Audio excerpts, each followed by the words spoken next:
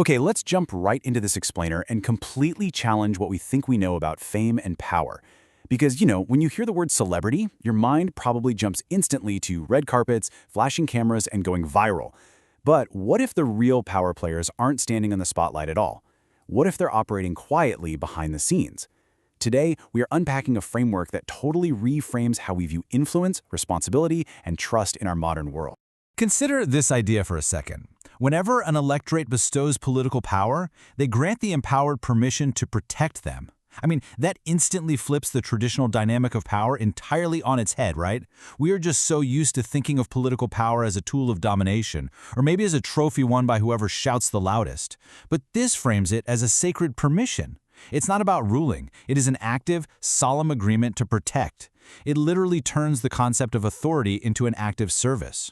So the mind behind this fascinating framework is Oyomi David, and she is a Nigerian thinker deeply concerned with global development and transformation. And what makes her perspective uniquely grounding is her total transparency about her motivations.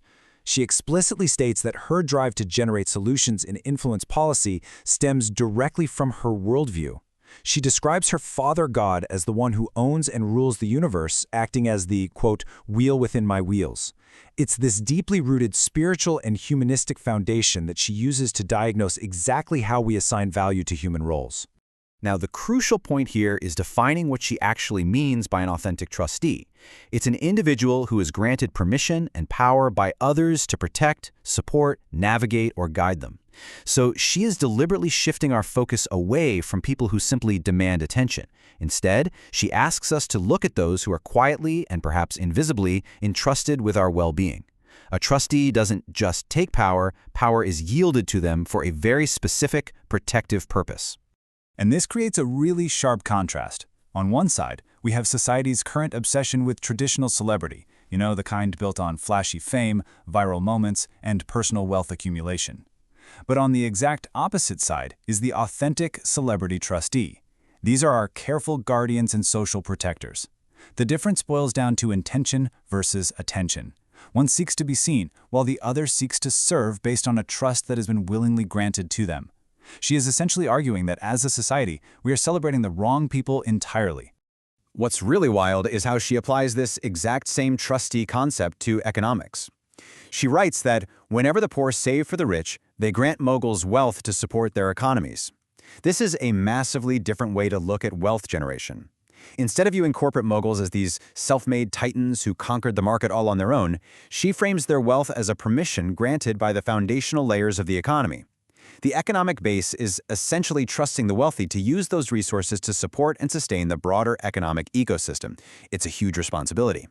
And, the concept of trust applies to exactly what you and I are doing right now. As she puts it, whenever a reader studies a line, they take permission to navigate the author's mind.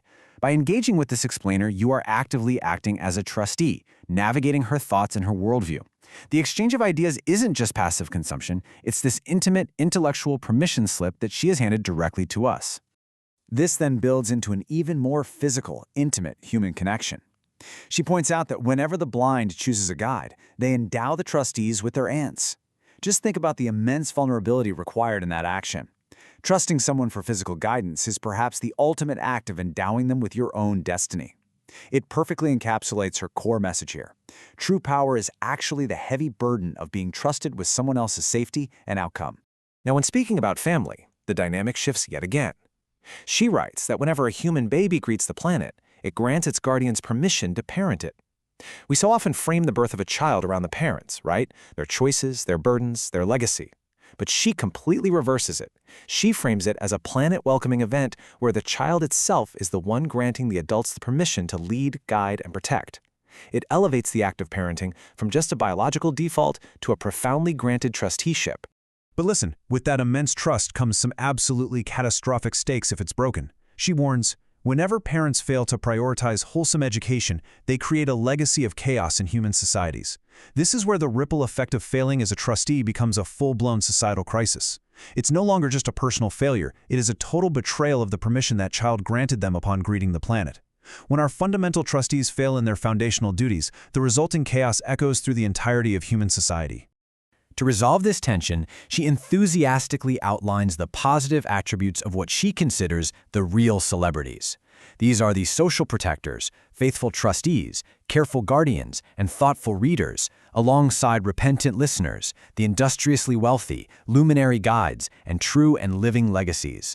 She is entirely reframing these everyday acts of responsibility. She is telling us, loud and clear, that these are the true markers of a celebrity. This is the stuff we should actually be applauding. Which brings us to her final and honestly pretty poignant realization: the uncelebrated caretakers. She notes that many times, the people who care the most about us and our future remain firmly on the sidelines of history. The ones actually holding the fabric of society together, the careful guardians and the faithful trustees, they rarely get the spotlight they deserve. They aren't going viral, they aren't on magazine covers, but they are the literal structural integrity of our world. So, as we wrap up this explainer, I want to leave you with a final provocative thought based directly on her work. Whose mind are you navigating today, and are you being a faithful trustee of their legacy? Whether you are a parent, a reader, an active citizen, or just a friend, someone has granted you permission to protect or guide them. The real question is, how will you honor that trust today?